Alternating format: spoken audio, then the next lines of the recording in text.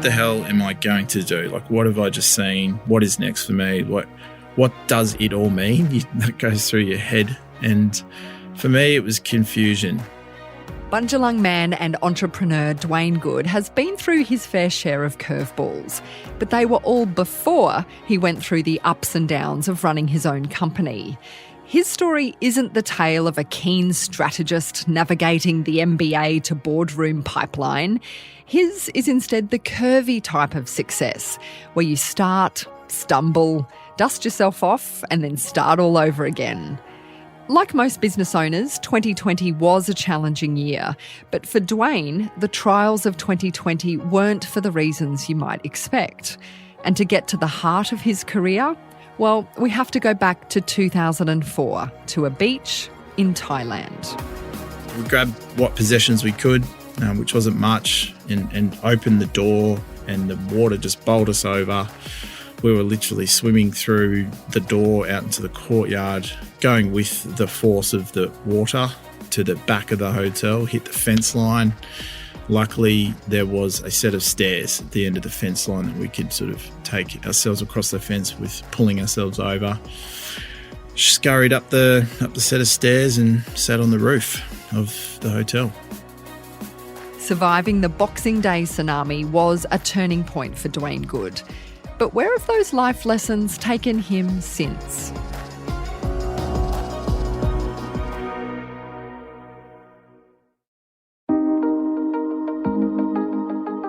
Dwayne Good's the CEO of InTravel. It's a corporate travel agency that is 100% Aboriginal owned.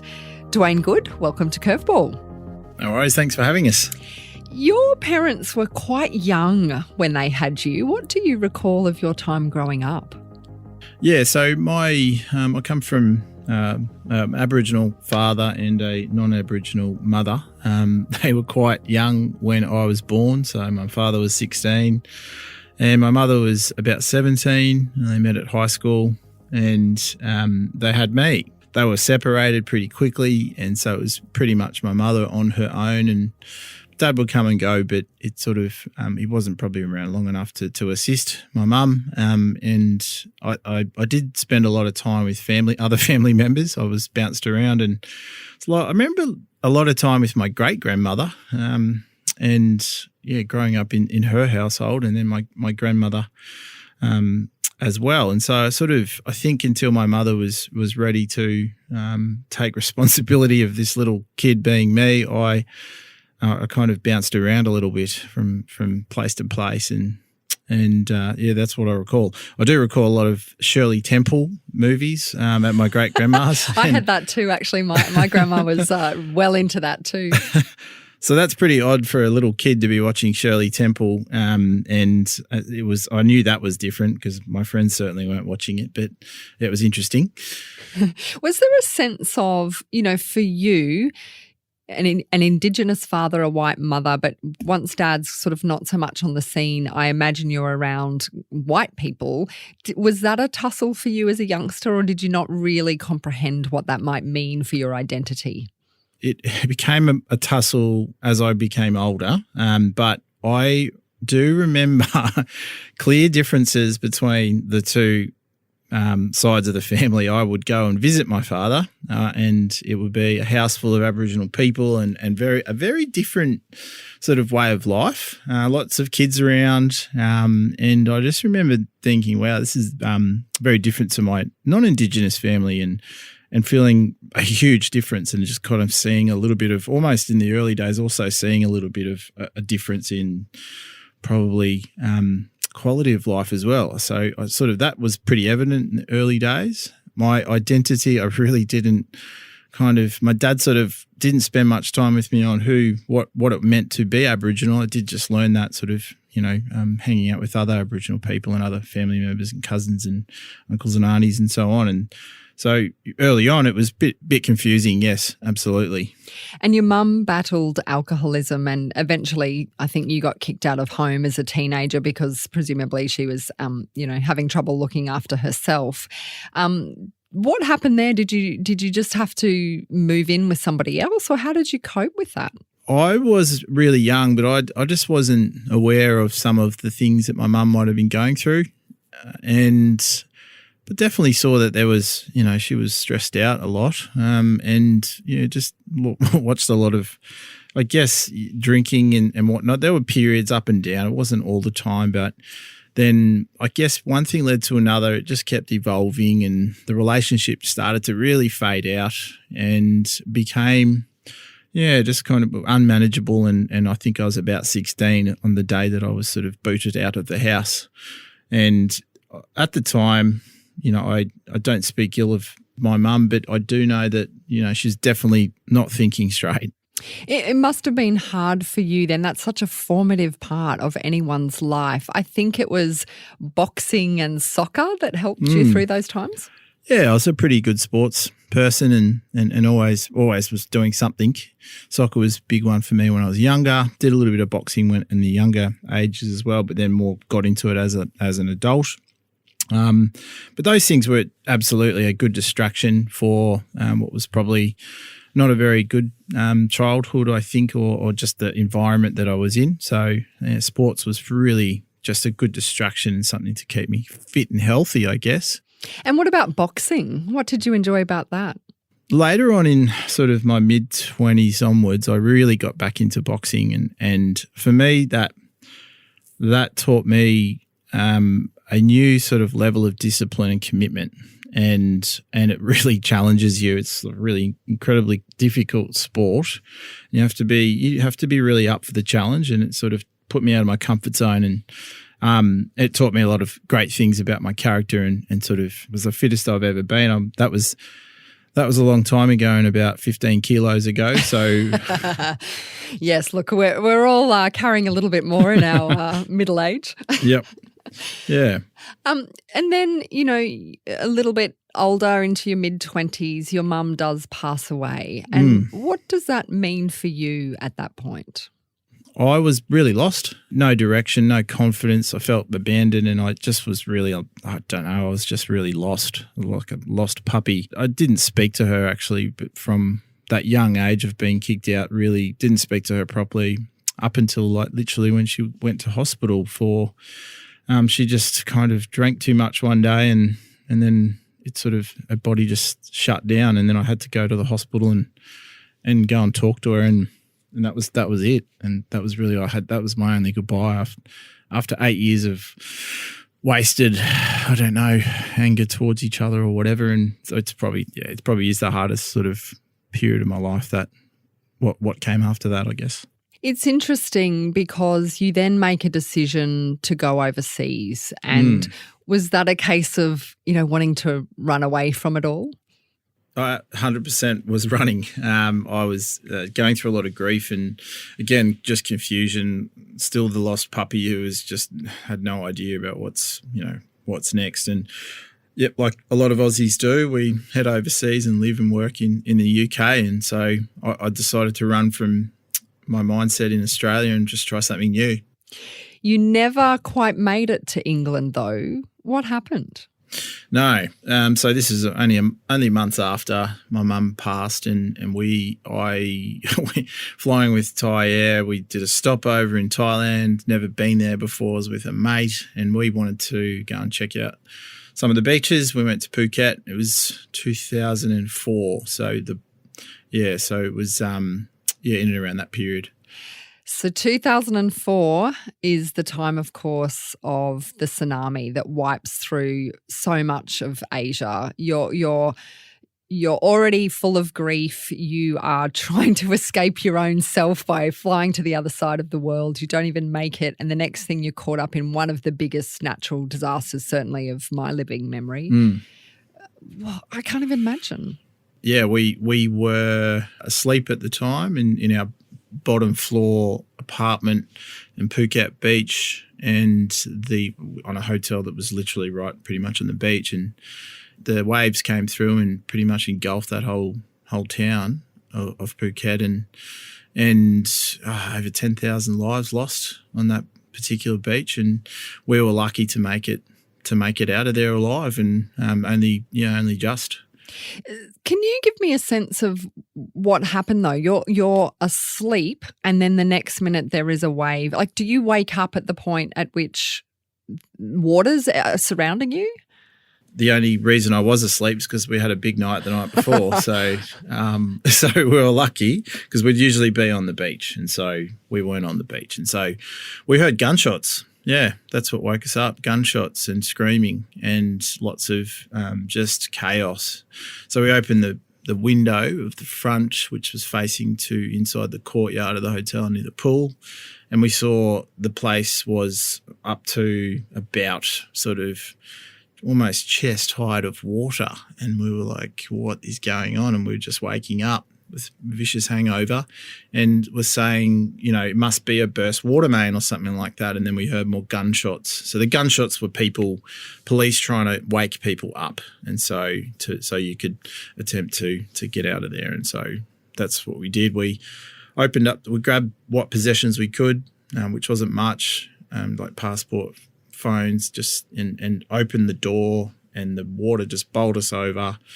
We were literally swimming through the door out into the courtyard, going with the force of the water to the back of the hotel, hit the fence line. Luckily, there was a set of stairs at the end of the fence line that we could sort of take ourselves across the fence with pulling ourselves over. Scurried up the set of stairs and sat on the roof of the hotel. And what was the next few days like for the two of you? You managed to stay together, I presume. We did. We were. His name's Jason. Hi, Jason. If you get a chance to listen, Jason. I haven't spoken to him in a while. But he's a regular curveball listener, I'm sure. I'm sure he is. He loves it. So we were on the roof and pulling lots of other people up this same stairwell, and just trying to help people out because we were young and fit people and pulling people up. And there was about 50 people on the roof. We all got to the roof because the water just kept coming and coming, right? And so we just kept bringing people in and then taking them up to the roof. So we just sort of in help mode, sat on the top of the roof and just kind of looked out and just thought, oh my God, like this is, like what is happening? This is not good. And we absolutely thought the worst.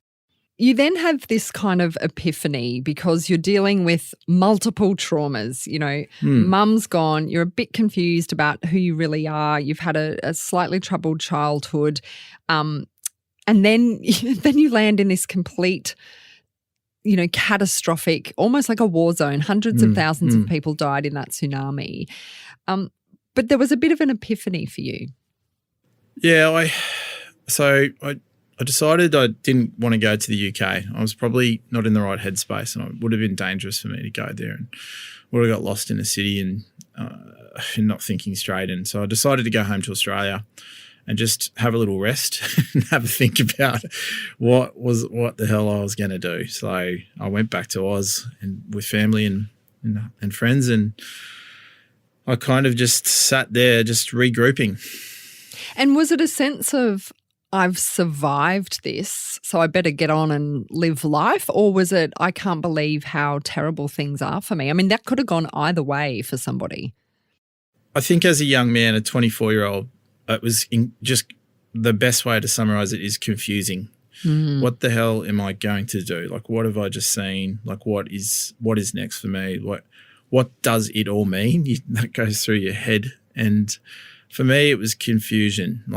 And I did suffer from post-traumatic stress. Absolutely. That was, it was around for a couple of years and it was pretty debilitating. It did knock me out really, literally. And I also had probably, I guess, a sense of survivor's guilt that was running through my brain a lot. And it was a tough couple of years, really tough. Yeah. There is a point, though, where you think, you know what, I've got a life to live, and you end up working at Flight Centre where you stay for something like 7 years. How did you end up in a travel company? Yeah, this is where things start to turn around for me. And I had some pretty odd jobs that I didn't gel in that sort of 2 years of probably, negative mindset. And a mate of mine who I played soccer with, Cameron, said to me, mate, you'd be a great travel consultant. You should get a job at at Flight Centre with me. I worked there, and I was like, okay, that sounds pretty cool, I guess. Let's have a look at it. Got the job and off I went. It really just did sort of the big company. You feel like you can progress, and you've got a lot of people around, and that positive sort of culture and values. And that for me was a great place to land. Which is a little like the boxing, right? You need some structure and you need sort of some framework, I'm guessing. Oh, yeah. And you do very well. You're very successful at Flight Centre, and you're climbing the ladder, you're getting promoted. Why not keep on climbing? What made you take the leap towards starting your own business? I've always had a bit of an entrepreneurial type sort of spirit about me. And I was gaining confidence as a person. I was finding out who the real me was, and I end up just thinking, well, I'm going to actually go out on my own and open my own corporate travel agency. Which is huge for anyone, but considering what you dealt with in the previous 10 years, what shifted in your mind, or what was the catalyst that thought, you know what, I've got control of my destiny and I can do this? Yeah.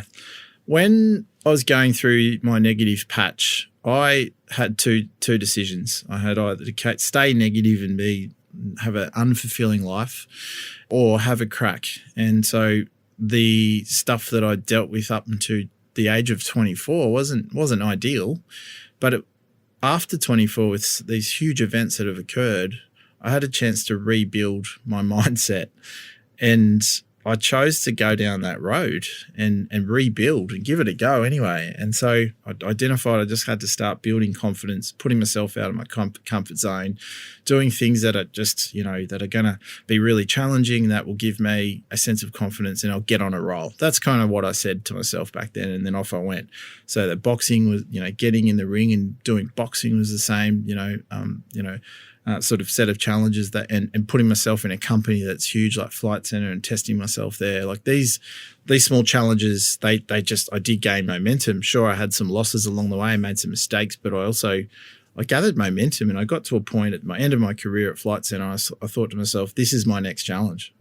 It's interesting you mentioned get in the ring, because there's that very famous Roosevelt quote, the man in the ring, the man in the arena. It's the person who gets in there and gives it a go. I love that.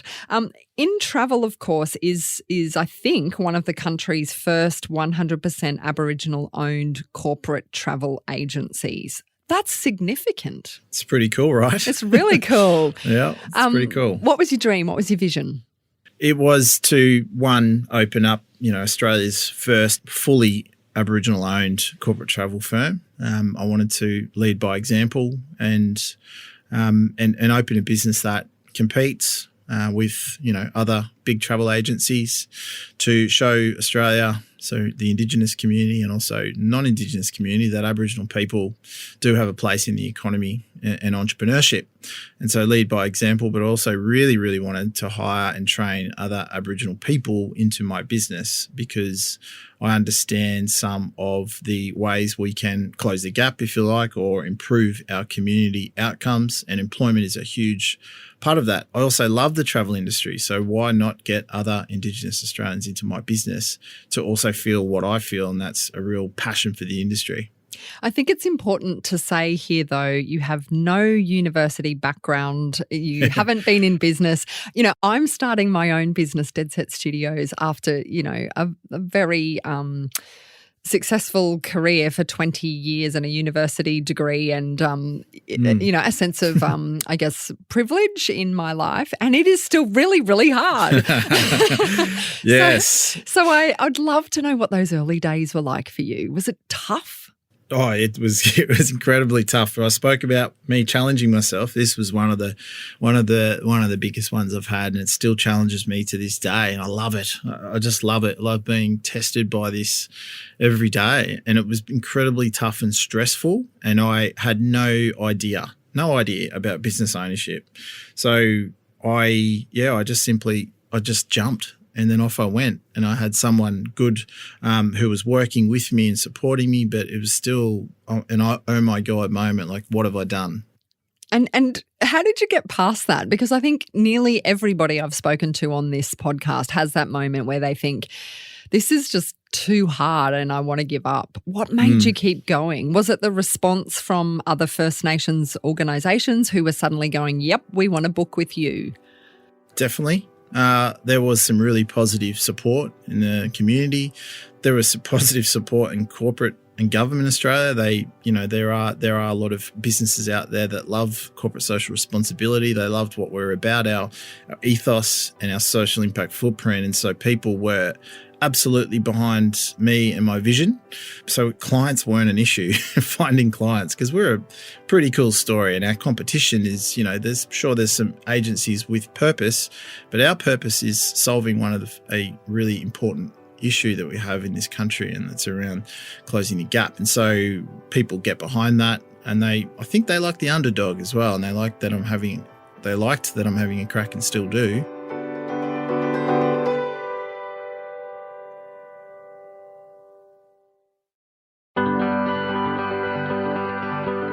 From Dead Set Studios, this is Curveball. It's where we find out how leaders thrive when the chips are really down.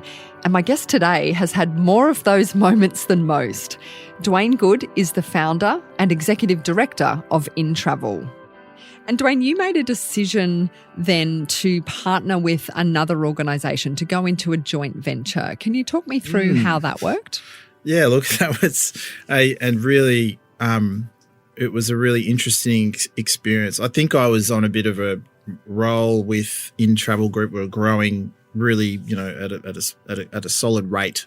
I was getting confidence in the value proposition of an Indigenous travel agency. So I also noticed that there was a gap in the market there were no Indigenous-owned large market corporate travel agencies. So I took the idea to a company called Hello World, and we formed a partnership. And they're huge, right? Just for context, they are huge, massive. Yeah. I think they're like the second biggest agency. They could be first. I'm not sure, but they're up there.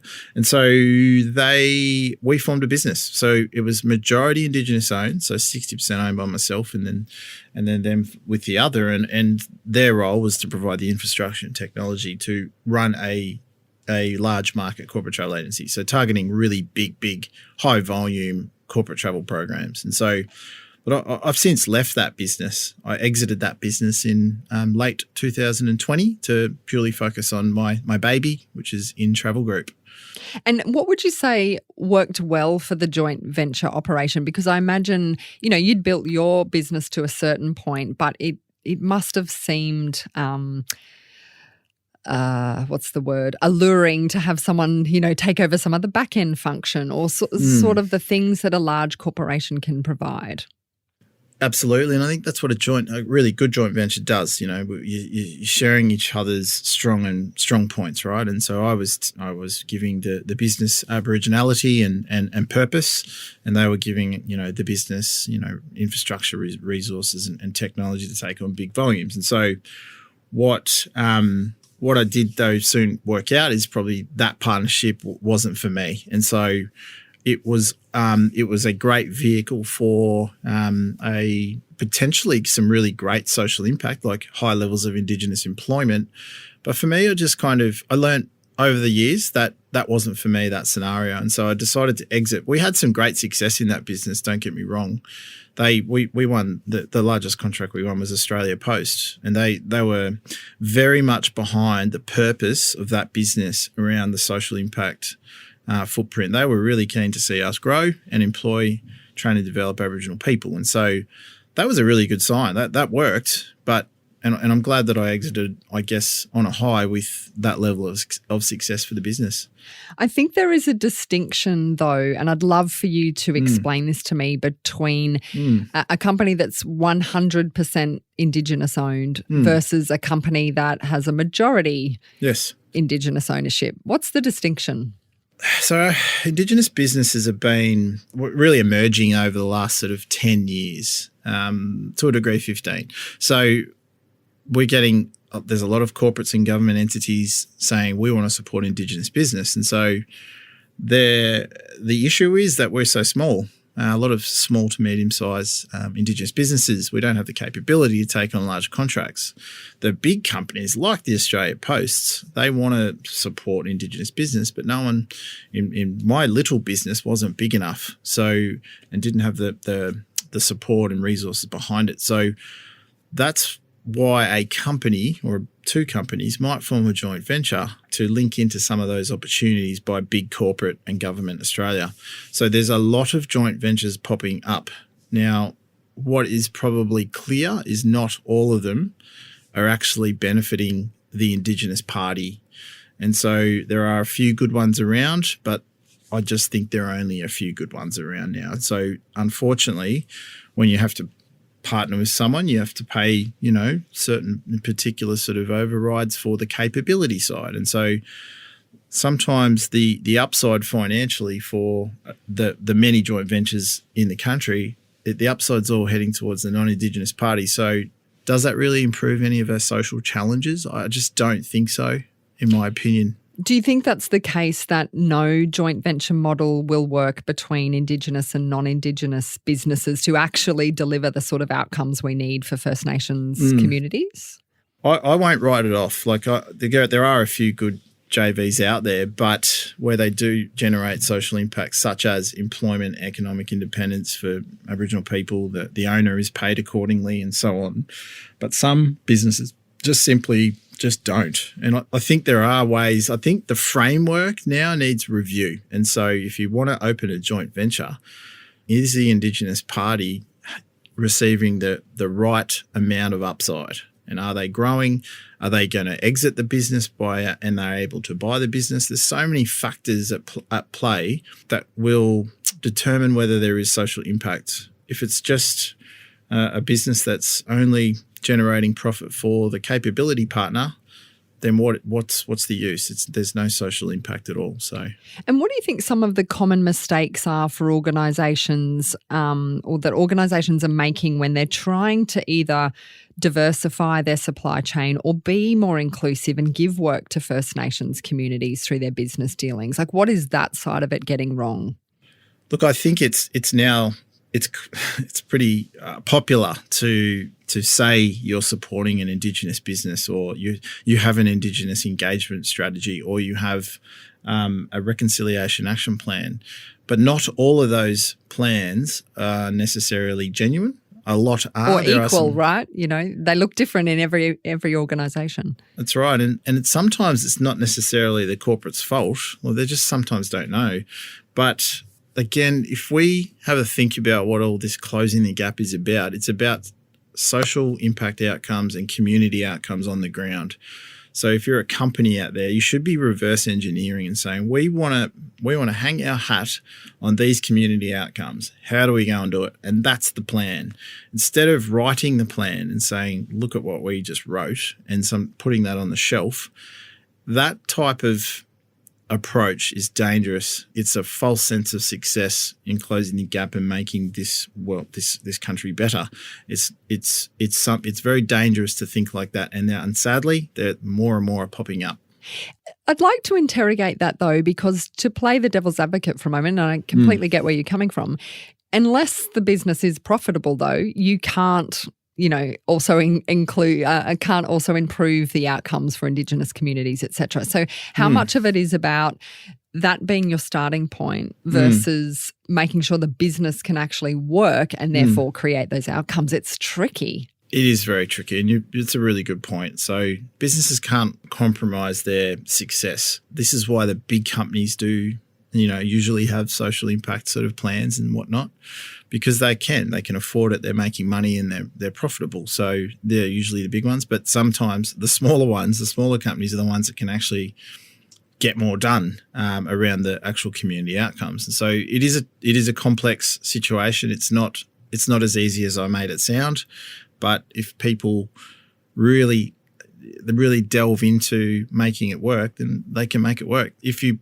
added up all of the targets inside reconciliation action plans across the hundreds of companies that have them, then we shouldn't be having some of the issues that we have. And so there's obviously we're falling short on some of the targets. So there's obviously a little bit of work to do, but definitely acknowledge it's not easy.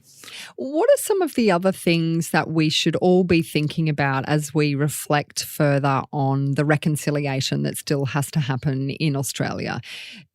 Are there some, key things that kind of ordinary Australians, not the politicians, not necessarily the top tier of business, but that we can all do and reflect on? It is really difficult if you're a non-Indigenous person and you've had no exposure to Indigenous Australia and the challenges there. It is really hard to actually understand it, and I acknowledge that. And so, if you have a sort of an empathetic type of kind of attitude and approach, learn about what some of the challenges are, and take the time to sort of understand. And it could even just be like, just if your company is, rolling out an Indigenous employment strategy, how welcome do you make that, Indigenous staff member feel? It's really just about understanding and just having an open mind when it comes to Indigenous engagement. I do actually think, in summary though, that Australia is changing. There's more and more people that are supportive of Indigenous advancement, which is really, really good to see. I actually think we're heading in the right direction. I just think there's a few tweaks here and there of some of the things as usual. And I think we're heading the right path though. You still own 100% of InTravel, and it's not lost on me that it must have been a really tricky 12 months for you in the travel industry. So where's your business sitting now, and how has it had to change across the last 12 months when travel has been next to impossible? Yeah, it's been a brutal 14 months. I think it was March and COVID hit, 100% decline in sales. And so I had the two businesses. We had staff across both businesses, and it was redundancies pretty much straight away. So the business, or the travel industry, was hit really hard really quickly. The idea of JobKeeper wasn't even an idea at the time. We had to act really quickly. And that was probably one of the hardest parts, was the people stuff. Making those decisions and impacting, people's career paths was probably the tough point. And look, it's now today back up to about 50% of pre-COVID volumes, which is good, but it's been a hell of a roller coaster over the last 14 months. It's been a lot of survival, rebuilding, and we're here today with a 50% uptake, which is exciting. And I think my industry peers are around the same, if not a little bit more. And that's great to see. And what kind of strategies have you had for your personal resilience around that? Because you're this kid from northern New South Wales. I don't think you finished high school. There's no fancy private school network to tap into. How have you cultivated both mentors and also been able to keep yourself buoyed in a completely challenging environment for anyone? I think my sort of general attitude now, and I sorted everything out for my life, my direction, has applied. I haven't given up. I'm incredibly persistent, and I do have an end game in mind, and I just wake up every day focused on that plan. So it's always, I'm really curious what tomorrow brings, and I'm that kind of person now. And so that's kind of what's helped me get through personally. Absolutely, I have a great network of business people in my life. They were there for me pretty much immediately. I got calls and text messages in March last year, left, right and centre, from, some people who, they were just checking in to make sure I was okay. I had lots of phone calls, lots of friends, and video and Zoom calls and all of that. And so talking to people has been critical. I've also got an amazing partner who is also a business owner, and her business wasn't as impacted, and she's just been an absolute rock for me to be able to get through. You're now also a father. So what are you hoping that you pass on to your children around, the fact that life brings a lot of curveballs and you have to deal with them in a certain way? It's awesome to be a dad. We've got a little girl on the way come September. Oh, congrats. My partner Leah. And I've got a son already, and it's really just quite nice to have a little girl on the way. It's sort of, I think it's going to change me as a person. Oh, yeah. You're in big trouble. I am. And I just want them to be happy, as most parents do, whatever that looks like, and just be incredibly supportive of those, of the children in my life. I also have two little stepdaughters who are amazing, and I just want to be a good dad. I just want to be supportive, whatever they choose to do, and just give them lots of love and attention and all the normal things that they're meant to get. And what does a successful, purposeful future look like for Dwayne Good in the business arena? What's next? Yeah, look, we really want to grow the InTravel group. brand and story. We want to compete at that middle tier of the corporate travel market. We're on our way there now. We've had some great technology and resource growth over the last 14 months. We haven't sat on our hands. We've gotten stuck in, and a great group of people who are helping me drive this business. We want to compete and show Australia that, you know, Indigenous businesses have a place in the market. You know, there are some really amazing stories out there already, but I want to take my business further through the travel industry to show the country what we can do.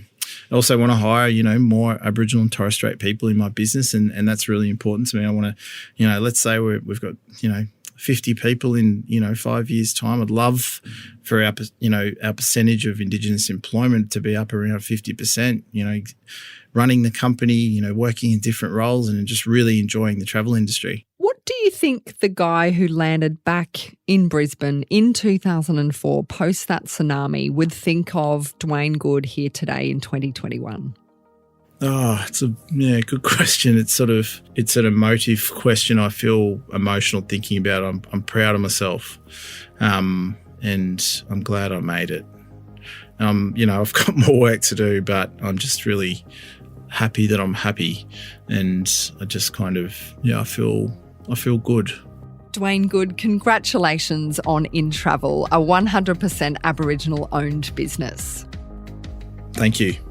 I'd love you to follow Curveball in whatever podcast app you use. That way you're alerted to every new episode, like this one. Everything was moving so fast and there was so many challenges that we were just running 1,000,000 miles an hour and super excited about what the next deal was, what the next release was as far as tech, what the next team hire was. So we were running 1,000,000 miles an hour and we didn't really appreciate just how fast we were growing and the opportunities that were going to be presented to us. I don't know if it changed us at all, apart from the fact we were a little bit more excited because, wow, this thing was taking off and we just didn't want to stuff it up, to be honest. We were like, it's working, just don't stuff it. That's next on Curveball. And we also have a LinkedIn newsletter. So if you'd like to know more about our guests and those tips about how you can thrive in challenging times, just follow me, Kelly Reardon, on LinkedIn. We don't waste your time with the newsletter. We only give you really great tips from the country's top leaders. Curveball's produced by Dead Set Studios, with thanks to producers Grace Pashley, Liam Reardon, and our fantastic executive producer, Rachel Fountain.